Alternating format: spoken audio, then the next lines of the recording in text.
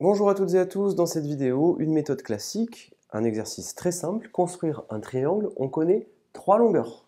Donc vous connaissez trois longueurs et vous devez construire le triangle. Alors ici vous avez le triangle ABC, on vous donne les mesures, c'est un triangle quelconque parce que regardez, les longueurs sont toutes les trois différentes et on n'a pas d'informations sur les angles.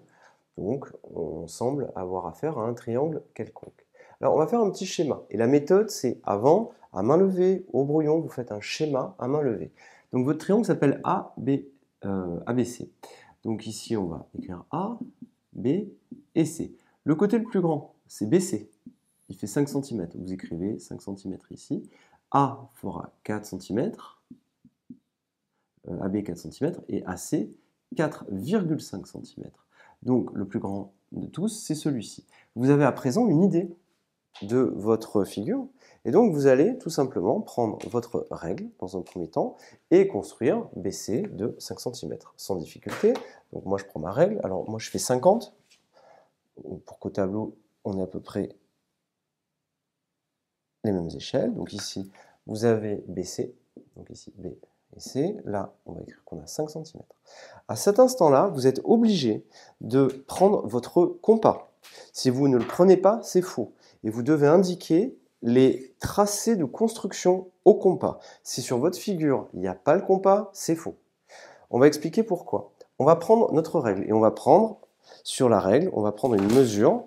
Donc vous prenez votre règle comme ceci, vous prenez la mesure 4,5, donc moi je vais le faire à part. Je prends la mesure 4,5 avec mon compas. Je sais que j'ai une longueur de 4,5 cm.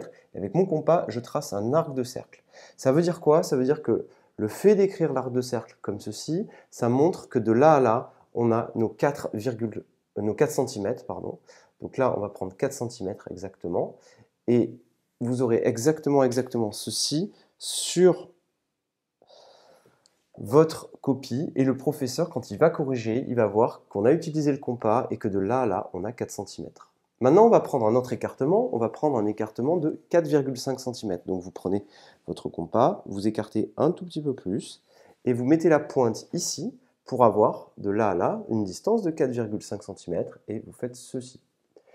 Et ce que vous allez vous apercevoir, c'est que, eh bien, ici, vous allez faire une croix, et vous voyez que de là à là, on a 4 cm, et que de là à là, on a 4,5 cm, parce qu'on a utilisé le compas. Et on en a la preuve parce qu'on a laissé les traces, et les tracés de construction, tout simplement. Donc de là à là, je fais ceci, et de là à là, je fais ceci. Ici, vous avez juste à écrire 4,5 cm, et là, vous écrivez 4 cm. Il faut qu'il y ait les tracés. Cet arc de cercle, il signifie que de là à là, on a 4 cm, et cet arc de cercle, il signifie que de là à là, on a 4,5 cm, parce qu'ici, on a en réalité construit presque un cercle, et que de là à là, eh bien, on a un rayon de 4,5 cm, de là à là, 4 cm. Et donc ce point, il est situé à 4 cm de B, et ce point, il est situé à 4,5 cm de C.